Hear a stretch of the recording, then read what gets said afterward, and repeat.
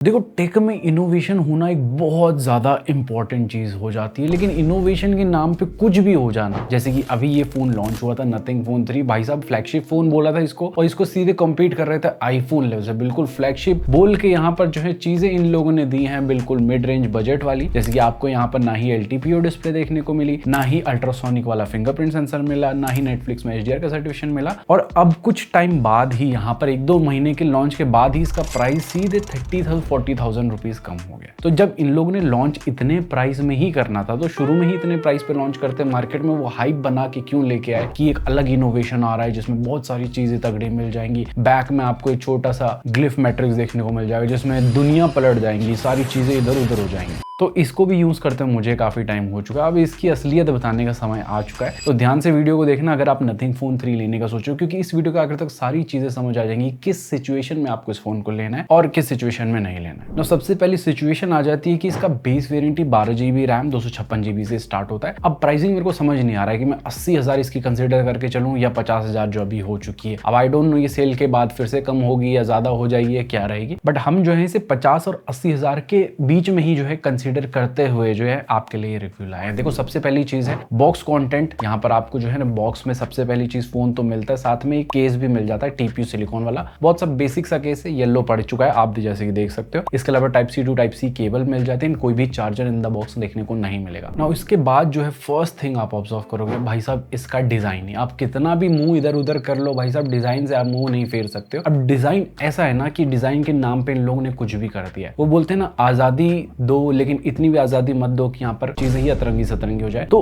Personally देखो, मेरे point of view से, इनफैक्ट मैंने बहुत सारे लोगों को पूछा था, सभी का मोस्ट ऑफ द जो भी लोग हैं उनका ओपिनियन यही था कि भाई साहब ये क्या डिजाइन है, ये क्या चीजें हैं जो कैमरे आड़े टेढ़े यहाँ पर दे दिए, फिर ज्योमेट्री का नाम मिल जाता है इन्हें। तो देखो, डिजाइन के मामले में ना कुछ नया जरूर किया है, लेकिन नया इतना भी नया नहीं करना था कि हमें जो है बाकी सारी चीजें से ये बिल्कुल अलग ही दिखने लगे, और इतना भी अलग ना दिखे कि भाई साहब मजा ही ना आए। तो पर्सनली मुझे तो भाई साहब इसका बैक का डिजाइन बिल्कुल पसंद नहीं आया। पिछले साल वाला जो नथिंग फोन 2 था उसका डिजाइन मच बेटर मुझे लगा था, और पिछले साल के जैसे यहाँ पर आपको बैक में जो है ग्लास देखने को मिल जाता है, ट्रांसपेरेंट वाला ग्लास है। और नथिंग वाले हमेशा पीछे जो है चमकने वाली लाइट देते थे, इस बार चमकने वाली लाइट हटा दी है। इस बार जो है आपको यहाँ पर ग्लिफ मैट्रिक्स देखने को मिल जाता है। इसमें बेसिकली 489 माइक्रो LEDs है जिनको बस यूज करके थोड़ी सी हवाबाजी आप कर सकते हो। पर्सनली देखो, प्रैक्टिकल यूज मेरे को पर्सनली जितने भी दिन मैंने इसे यूज किया, एक दिन भी इसका पर्सनल यूज नहीं हुआ। बस किसी को फोन दिखाना हो कि इस फोन में क्या अलग है, क्योंकि देख के सब बोल रहे थे कि हाँ भाई ये कौन सा फोन है, ये कुछ अलग ही दिख रहा है, तो उनको बस दिखाने के लिए थोड़ा एक्साइटेड शुरू में जो रहता है ना इंसान कि क्या है, बस वही जो है उस टाइम पे यूज हुआ। एंड इसको यूज करने के लिए नीचे में ही आपको एक व्हाइट कलर का ऐसा बटन टाइप का मिल जाता है। अब ये टच सेंसिटिव है, जैसे आप इस पे प्रेस करोगे तो आपको एक हैप्टिक फीडबैक फील होगा। उसके बाद यहाँ पर आपके पास वेरियस ऑप्शन आएंगे, जितनी बार प्रेस करते जाओगे आगे आगे आपको मेन्यू देखने को मिल जाएगा। जैसे आप यहाँ पर टाइम देख सकते हो, देन बॉटल घुमा सकते हो, आपको ट्रूथ एंड डेयर वगैरह खेलना है, देन आपकी बैटरी परसेंटेज दिखाएगा, देन स्टॉप वॉच वगैरह मिल जाता है। कुछ गेम्स भी हैं यहाँ पर जैसे रॉक पेपर सीजर वगैरह। इसके अलावा अगर आप कैमरा में यूज करते हो, कैमरा में भी ग्लिफ मिरर का ऑप्शन मिल जाता है, जिसमें आपकी ऐसे जो है मैट्रिक्स के साथ फोटोज देखने को मिल जाएगी बैक में। सो ये सारे ऑप्शंस को ये लोग ग्लिफ टॉयज बोलते हैं। एंड सेटिंग में भी इसका एक ऑप्शन देखने को मिल जाता है, जिसमें आप ये सारे फंक्शंस को,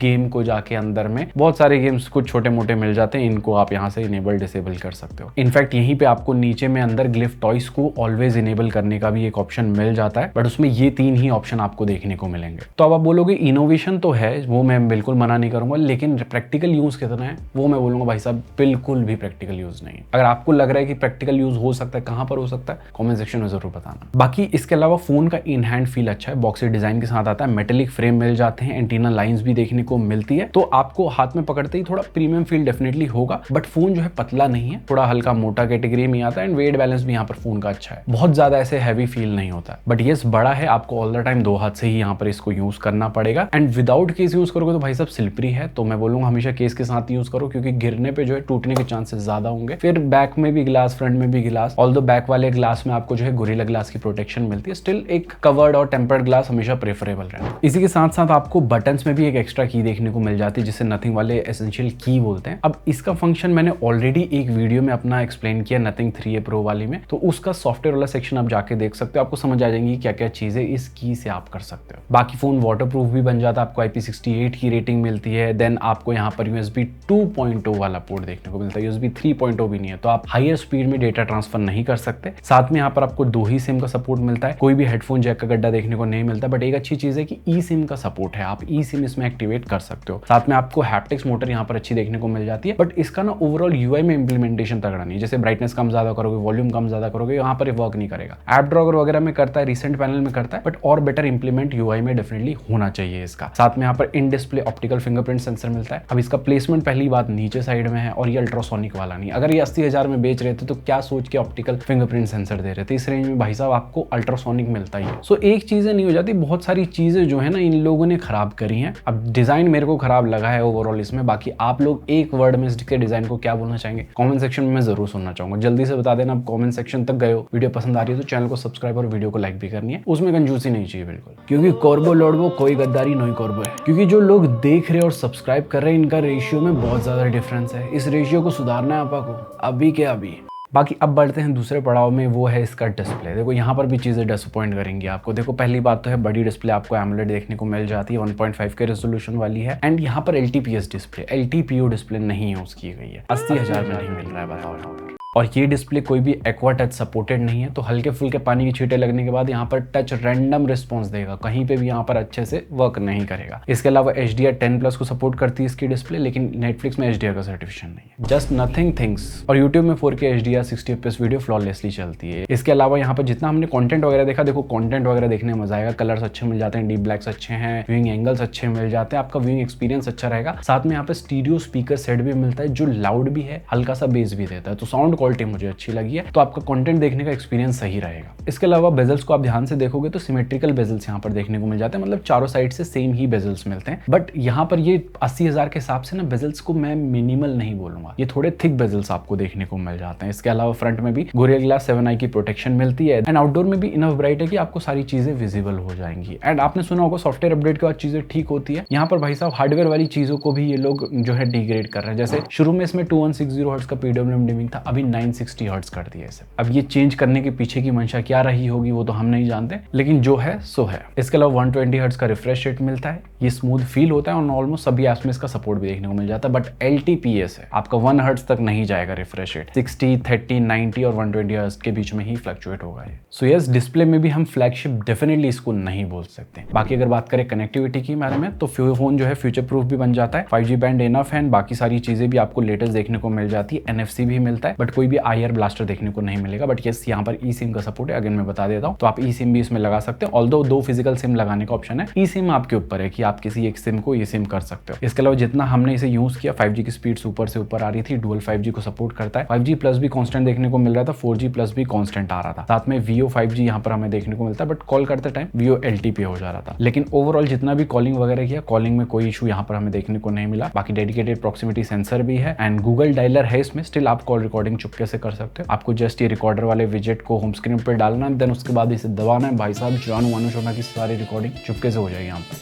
नाउ अगर बात करें इसके मेन जो पार्ट है इस फोन में जो आने वाला है, वो इसका सॉफ्टवेयर। तो यहाँ पर सॉफ्टवेयर आपको मिल जाता है nothing OS 3.5 based on Android 15 है। कंपनी ने प्रॉमिस किया 5 मेजर अपडेट प्लस 7 साल के सिक्योरिटी पैच मिलेंगे, एंड ये अपडेट के मामले में ये लोग रेगुलर हैं, तो आपको लंबे अपडेट मिलने वाले हैं, लंबे टाइम तक फोन चल सकता है अपडेट के मामले में। बाकी अपडेट देके कुछ चीजें खराब कर दें वो अलग चीज है, लेकिन रेगुलर अपडेट मिलते हैं। 2 ऑलरेडी अपडेट हमें मिले थे जब हम इसे यूज कर रहे थे। इसके अलावा शुरू में कोई भी फालतू ब्लूटवेयर देखने को नहीं मिलता है, कोई भी एड देखने को नहीं मिलता है, एंड आउट ऑफ 256 GB इतना कुछ शुरू में आपको फ्री देखने को मिलेगा। इसमें कुछ गूगल के प्री इंस्टॉल्ड ऐप्स आते हैं, उन्हें आप डिसेबल या अनइंस्टॉल भी कर सकते हो। बाकी इसके अलावा फुल क्लीन सॉफ्टवेयर एक्सपीरियंस है भाई सब, सॉफ्टवेयर में आपको जो है ना मजा आने वाला है। यहाँ पर इसी के साथ साथ ना आपको लुक भी जो है क्लोज टू स्टॉक 100 वाला देखने को मिल जाता है, जिसमें आपको थोड़े एक्स्ट्रा कस्टमाइजेशन देखने को मिल जाएंगे कि आप इसके कंट्रोल सेंटर को भी यहाँ पर थोड़ा कस्टमाइज कर सकते हो, अलग अलग टॉगल्स यहाँ पर लगा सकते हो। देन इसके अलावा फीचर रिच भी है ये क्लोज टू स्टॉक 100 होने के बावजूद, जैसे आपको app lock, dual app internet speedometer मिल जाता है, ऑलवेज ऑन डिस्प्ले के कुछ ऑप्शन मिलते हैं, ये अलग अलग क्लॉक वाले ऑप्शन मिलेंगे जिन्हें आप ऑलवेज ऑन भी रख सकते हो। बाकी पावर ऑफ या रीस्टार्ट करोगे तो वेरीफाई भी करेगा ये कि आपको पैटर्न डालना है उसके बाद ही ऑफ करेगा, वैसा ऑप्शन भी है। रैम बूस्टर है, पॉपअप व्यू का वाला भी आपको ऑप्शन मिल जाता है एंड खुद का इनका बेसिक सा एक गैलरी ऐप भी मिलता है। तो गूगल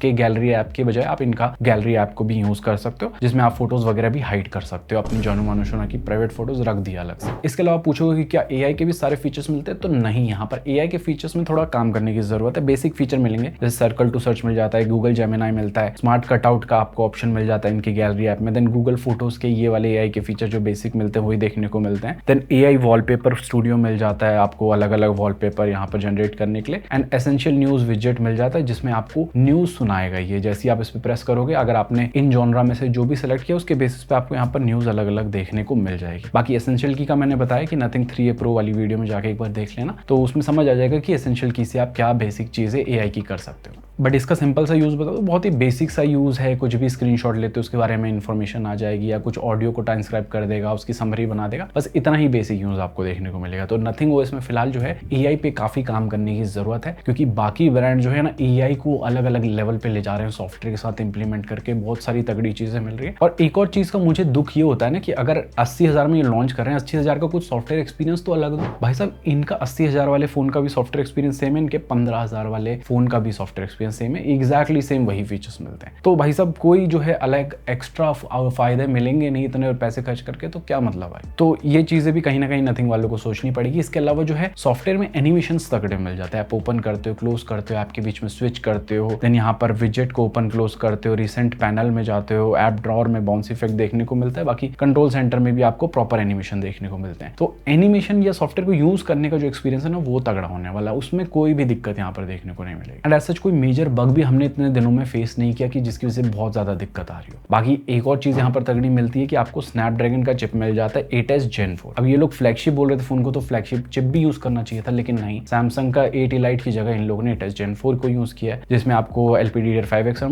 UFS 4.0 की स्टोरेज मिलती है। तो ये चीजें भी कहीं ना कहीं दिखाती हैं कि भाई साहब ब्रांड बोलता कुछ है, करता कुछ और है। बाकी अगर बात करें Antutu स्कोर्स की, तो इतने कुछ मिल जाते हैं 2 मिलियन प्लस के Geekbench स्कोर्स तगड़े मिलते हैं, ग्राफ ठीक मिल जाता है, देन 1.8 लाख प्लस के रीड राइट स्कोर्स भी मिल जाता है। तो सबसे पहले अगर बात करें यहाँ पर day to day usage, multitasking की, देखो 80,000 का फोन है, प्रोसेसर अच्छा है, तो डे टू डे यूसेज में कोई दिक्कत नहीं आएगा। आपको ओपन करोगे, क्लोज करोगे, बहुत फास्ट भी करोगे, प्रॉपर एनिमेशन मिलते हैं, कहीं पे भी लैग वगैरह, जिटर वगैरह सच मेजर देखने को नहीं मिलेगा। साथ में 3-4 ऐप खोलने के बाद भी अगर आप 6वां-7वां ऐप खोलोगे तो वो भी प्रॉपरली यहाँ पर जो है आराम से ओपन हो जाएगा। इनफैक्ट रैम मैनेजमेंट भी अच्छा मिलता है, 10 के 10 ऐप को ये बैकग्राउंड में रखता है। अब इसी को चीज को हम थोड़ा और टेस्ट कर रहे थे कि शटर स्पीड वगैरह कैसे मिलती है। तो यहाँ पर शटर स्पीड आपको अच्छी मिल जाती है, back to back photos click करोगे तो बहुत जल्दी खींच लेता है, लेकिन उसके बाद अगर आप यहाँ पर एकदम से फोटोज को चेक करोगे तो 2 से 3 सेकंड ये लेता है लोड होने में, कभी कभी उससे ज्यादा भी लेता है। एंड बहुत बार हमने फोटोज क्लिक करके इसे जो है मिनिमाइज भी किया, चल वहां पर कोई लैग नहीं आया, तो ठीक है। ओवरऑल परफॉर्मेंस के हिसाब से सॉफ्टवेयर अच्छा है, प्रोसेसर अच्छा है। अगर 50,000 के हिसाब से भी अगर हम कंसिडर कर रहे हैं तो प्रोसेसर में बोलूंगा 8 Elite यहाँ पर भी देखने को मिलता है, जो हमें OnePlus के 13s में देखने को मिला था। तो ये कहीं ना कहीं थोड़ी थोड़ी कटौती इन लोगों ने की है। इसके अलावा अगर बात करें गेमिंग की, तो देखो गेमिंग फोन नहीं है, लेकिन भाई साहब इतनी पैसे दिए हैं तो गेमिंग भी ऑफ कोर्स हम एक्सपेक्ट करेंगे कि अच्छी मिल जाए। तो BGMI में 120 FPS का सपोर्ट मिलता है, एंड एवरेज में हमें जो है ना 105 से 120 FPS के बीच में एवरेज परफॉर्मेंस देखने को मिला। इसके बाद हमने जो है Genshin Impact भी इसमें ट्राई किया। Genshin Impact में भी जो है 60 FPS का सपोर्ट मिलता है हाईएस्ट सेटिंग पे, वहां पर भी एवरेज जो है 40 भी टच कर रहा था कभी कभी, लेकिन 45 to 55 FPS के बीच में आपको एवरेज परफॉर्मेंस वहां पर देखने को मिल जाएगी। बाकी कॉल ऑफ ड्यूटी में भी आपको 120 FPS का सपोर्ट मिलता है, वहां पर भी एवरेज FPS 110 के ऊपर ही हमें देखने को मिले। तो ये गेमिंग वगैरह भी आप इससे अच्छी खासी कर सकते हो। फ्लैट डिस्प्ले है तो गेमिंग में मिसटच वगैरह भी नहीं होगा, एंड यहाँ पर बेसिक सा इनका गेम बूस्टर आपको देखने को मिलेगा। बाकी जायरोस्कोप की परफॉर्मेंस ऑन पॉइंट एक्यूरेट आपको देखने को मिल जाती है। एंड हीटिंग इश्यूज के बारे में बात करें तो ऐसे बहुत मेजर हीटिंग के इश्यूज देखने को नहीं मिले। फोन में पीछे में ग्लास है और साइड में मेटेलिक फ्रेम है, तो हल्का सा जो है हीट पता लगने लगता है, मतलब हाथों को जल्दी फील हो जाता है। देन नॉर्मल प्लास्टिक वगैरह, क्योंकि वहां पर जो है हीट इतना जल्दी फील नहीं होती है, तो यहाँ पर ऐसा मेजर हीटिंग का कोई इशू नहीं है। हल्का हीट होता है, बट फ्लैगशिप जैसा इन लोगों ने अपने फोन को बोला था वैसा चिप भी यहाँ पर दे देते तो और ज्यादा मजा आ जाता। तो अगर हम 40,000 के हिसाब से इस फोन को परफॉर्मेंस में जज करेंगे देन तो है आपको अच्छी यहाँ पर परफॉर्मेंस देखने को मिल जाती है। 80,000 के हिसाब से मैं डेफिनेटली बोलूंगा कि नहीं भाई साहब वैसी परफॉर्मेंस नहीं है। इसके अलावा इस बार जो है ना आपको 5,500 mAh की बैटरी भी देखने को मिलती है एंड जितना हमने यूज किया ना हमें अप्रॉक्स 8 से 9 घंटे का स्क्रीन ऑन टाइम मिल रहा था मॉडरेट यूसेज में, जिसमें हमने कंटेंट काफी कंज्यूम किया, हम 5G पे थे ऑल द टाइम। तो इतना बैटरी बैकअप मैं बोलूंगा ठीक है आपका एक दिन आराम से चल जाएगा, बेस्ट डेफिनेटली नहीं बोलूंगा। 2025 में बैटरी के अलग स्टैंडर्ड सेट हुए हैं, लेकिन एक दिन आपका चल जाएगा फोन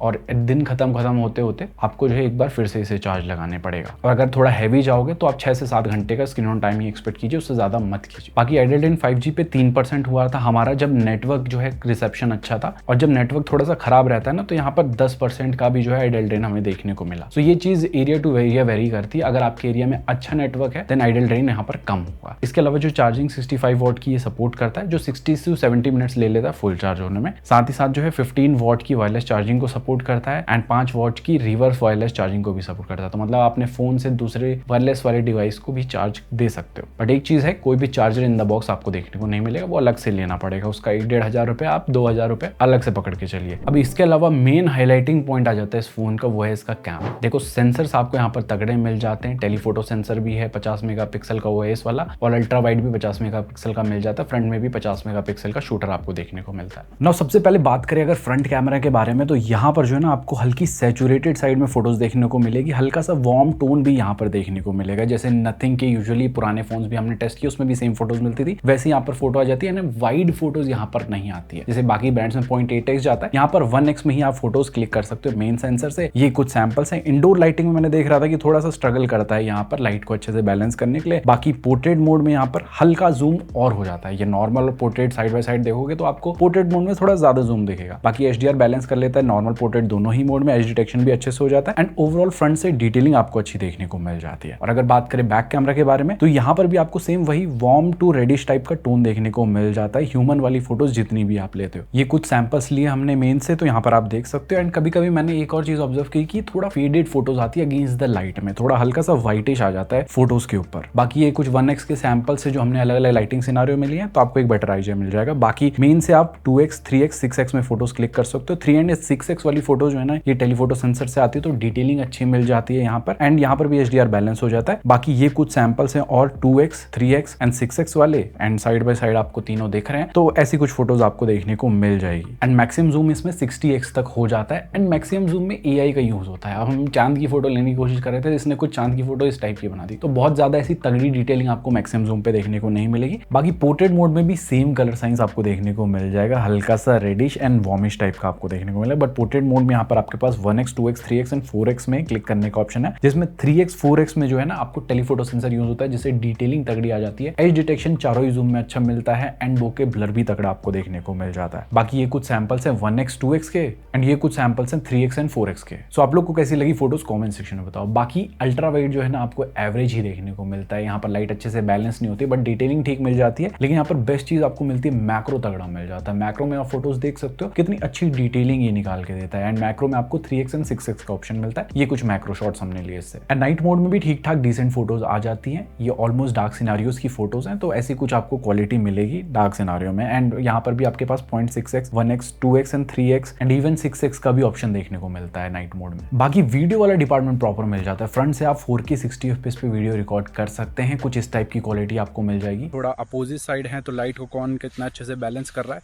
इसका भी आइडिया आपको एक मिल गया होगा। एंड बैक से भी आपके पास 4K 60 FPS में स्टेबल वीडियो रिकॉर्ड करने का ऑप्शन मिल जाता है, जिसमें क्वालिटी कुछ इस टाइप की मिल जाएगी। ओवरऑल अच्छी आती है, स्टेबल वीडियो भी आती है। अब जो है किसमें कितना अच्छे से लाइट बैलेंस हो रही है, स्टेबलाइजेशन किसकी अच्छी है, आप लोग को एक आइडिया मिल गया होगा। साथ में अल्ट्रा वाइड से भी आप 4K 60 FPS पे स्टेबल वीडियो रिकॉर्ड कर सकते हो, कुछ इस टाइप की क्वालिटी आपको देखने को मिलेगी। तो फुल व्लॉगिंग बाजी कर सकते हो। इनफैक्ट जब आप कैमरे से वीडियो वगैरह रिकॉर्ड कर रहे हो, व्लॉगिंग कर रहे हो, बैक में जो ग्लिफ मैट्रिक्स है इसमें कुछ इस टाइप का आपको अपना थोपड़ा भी दिखाई देगा। सो ओवरऑल कैमरा को अगर हम कंक्लूड करें, देखो फोटोज बेस्ट डेफिनेटली मैं नहीं बोलूंगा, लेकिन वीडियो वाला डिपार्टमेंट आपको तगड़ा मिल जाता है। बट अगर आप 80,000 के हिसाब से इसे देखोगे तो मैं बोलूंगा भाई साहब नहीं, उस रेंज में तो बिल्कुल भी इसका कैमरा जस्टिफाई नहीं करता है। लेकिन यही फोन अगर 40,000 या 40,000 से कम में आपको देखने को मिलता है, देन मैं बोलूंगा कि हाँ यहाँ पर ये उस हिसाब से देन आपको अच्छी फोटोज निकाल के देगा। सो गाइस ये थी सारी कहानी नथिंग फोन 3 के बारे में। होपफुली सारी चीजें समझ आ गई होंगी, नहीं समझ आई हैं तो आपको एक साइड में प्रोज दिख रहे होंगे, एक साइड में कॉन्स दिख रहे होंगे। अब ये प्रोज एंड कॉन्स देखने के बाद आपको चीजें समझ आ जाएंगी, लेकिन इससे पहले एक चीज बता दूं, देखो अगर आपका बजट है 50,000 या 50,000 से कम, आपके पास कुछ और ऑप्शन भी बन जाते हैं। जैसे यहाँ पर वीवो का